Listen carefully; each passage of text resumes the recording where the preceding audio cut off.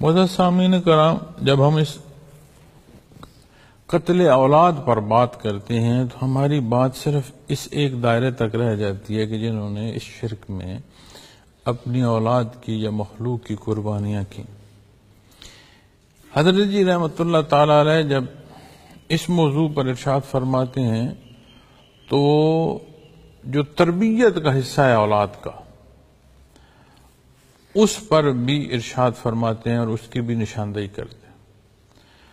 وہ فرماتے ہیں کہ معصوم کو قتل کیا گیا تو معصوم تھا، اس کے ساتھ ظلم ہوا، دنیا میں اس نے تکلیف سہی، آخرت میں اسے آسائش نصیب ہوئی۔ جس اولاد کی تربیت صالح نہیں کی گئی، جس اولاد کو نبی کریم صلی اللہ علیہ وسلم نے بہترین صدقہ جاریہ ارشاد فرمایا، جب اس کی تربیت نہیں کی گئی اور اسے کفر و شرک تک پہنچانے کا سبب جو ہے وہی رہا، تو فرماتے ہیں یہ قتل اولاد سے زیادہ بڑا جرم ہو جائے گا۔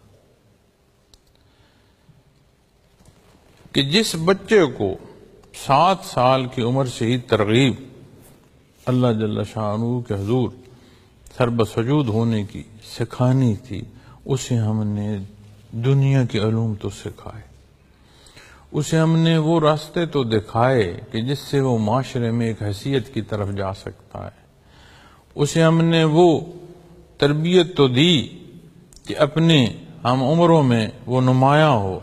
اور کتنا یہ دیکھنے میں ملتا ہے، بڑے چھوٹے چھوٹے معصوم بچے جو بمشکل کلام کر سکتے ہیں، ہم انہیں ABC سننے اور اس طرح کی جو باتیں ہیں، نام سننے، جدید جو تحقیق ہے اس کے بارے گفتگو کرنے، کچھ چند لفظ بچہ بول رہا ہو تو وہ پورے سارے بزم دکھا رہا ہوتا، دیکھیں یہ کتنا چھوٹا بچہ ہے اور یہ کتنا ذہین ہے۔ ہم نے کبھی دیکھا کہ ہم نے اسے وہ الف لام میم جو قرآن کریم ہمیں سکھا رہا ہے وہ بھی ہم نے اسے سکھائی ہے کہ نہیں؟ کبھی ہم نے غور کیا کہ ہم نے اسے اللہ جل شانہ کی ذات کا جو تصور ہمیں دین اسلام فرما رہا ہے، کبھی اس سے بھی آشنا کرایا؟ کیا ہم نے اسے نبی کریم صلی اللہ علیہ وسلم کی ذات اقدس سے آشنا کرنے کا سبب کیا؟ کیا ہم نے اسے جو دین اسلام ہمیں حقوق و فرائض اور اخلاقیات کے پہلو اور لین دین تک کی حدود کو بیان فرماتا ہے، کبھی ہم نے اس کی تربیت، کبھی اس کا خیال کیا؟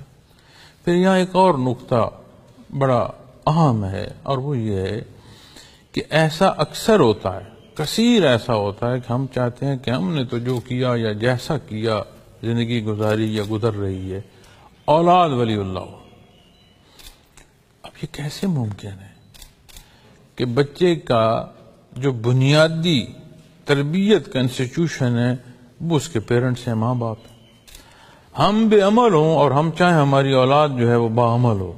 کیسے ممکن؟ ہم جھوٹ بول رہے ہوں اور ہم چاہیں کہ ہمارے بچے سچ بول رہے ہوں، اور رہنمائی انہوں نے ہم سے لی۔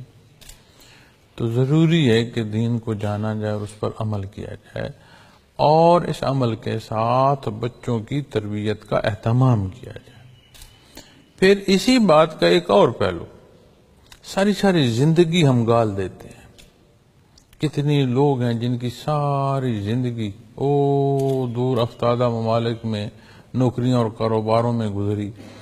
ضروری نہیں ہے کہ ہر بار جانے والا بندہ آسودہ حال ہو، محنت مزدوریاں کرتے زندگی گزر گئی، واپس تب پلٹے جب اس قابل نہیں رہے کہ مزدوری کر سکے، واپس آئے نہ اولاد والد کو پہچانتی ہے نہ والد اولاد کو پہچانتا ہے، اسی صدمے میں اس دار دنیا سے چلے گئے کہ جی میں نے تو ساری زندگی ان کے لیے کی کہ یہ آسائش سے گزارے۔ اب اس ساری زندگی جو ان کی آسائش کے لیے ہم نے صرف کی بحیثیت والدین، جن کے لیے کما رہے ہیں ان کی تربیت کس کے ذمہ ہے؟ پھر اگر ہم یہ سمجھتے ہیں کہ میں کما رہا ہوں اور ان کی روزی کا سبب میں ہوں، تو پھر پروردگار عالم کا نظام کیا ہے؟ جو رب العالمین ہے، ہر ایک کی ہر لحظے ہر ضرورت پوری فرماتا ہے، پھر وہ رزاق ذات کیا ہے؟ اس نے پھر مخلوق کا رزق تقسیم کیا کیا ہے؟ جب اس طرف دیکھتے ہیں تو وہاں سے تو نصیب ہوتا ہے کہ پیدائش انسانی سے پہلے یہ سے تقسیم ہو چکے۔ ہمیں اپنے حصے کا وقت اور اپنے حصے کی عطا کی ہوئی استعداد کا صرف کرنا ہے۔ اس کے مصارف کو دیکھنا چاہیے کہ وہ درست ہیں، صالح ہیں یا غلط ہیں یا درست نہیں ہیں، غیر صالح۔ اب اسی طرح کچھ وقت اولاد کے ساتھ صرف کرنا ضروری ہے۔ آج سے اگر آپ 2 یا 3 دہائیاں پہلے چلے جائیں تو اتنی جدت نہیں تھی۔ ہوں گے جدت کے فائدے یقیناً، لیکن نقصانات بھی بہت ہیں۔ وہ جو 3 دہائیاں 4 دہائیاں 3 دہائیاں پہلے جو حالات تھے، اس میں ایک بڑی بنیادی شے جو قدریں ہیں، جو لحاظ ہے، وہ آج کی نسبت بہت زیادہ تھا۔ والدین اگر بچے کو کہہ دیں نا ہاں، تو وہ جواز نہیں پوچھ رکھتا تھا کہ ہاں کس لیے فرمایا گیا ہے۔ اسے نہ کہہ دیں تو وہ نہیں پوچھ سکتا تھا۔ بیٹھا ہے تو کہہ دیا جائے کھڑا ہو جا، وہ کھڑا ہو جاتا تھا، وہ جواز نہیں پوچھتا تھا۔ کھڑا ہے تو بیٹھ جائے تو اس نے یہ نہیں پوچھنا تھا کہ میں جو کھڑا تھا مجھے بیٹھنے کو کیوں کہا گیا، وہ بیٹھ جاتا تھا۔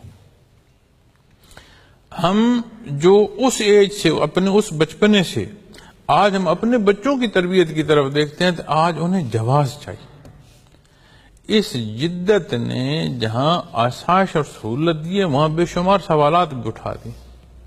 اب جب بچوں کے ساتھ والدین کا وقت نہیں گزرے گا، ذہنی ہم آہنگی نہیں ہوگی، تو یہ سوال و جواب جو ہے یہ آہستہ آہستہ اتنے درجے کی ارتعاش پیدا کرے گا کہ تکلیف دہ صورت پیدا ہو جائے گی، فاصلہ پیدا ہو جائے گا۔